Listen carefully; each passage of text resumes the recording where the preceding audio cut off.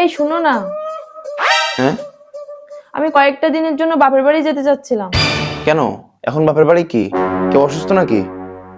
না, এমনিতে একটু ঘুরতে যাইতাম, অনেকদিন তো হলো যাই না।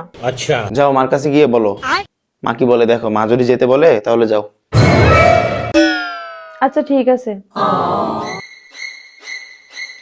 মা, আমি কিছুদিনের জন্য একটু বাপের বাড়ি যেতে যাচ্ছি।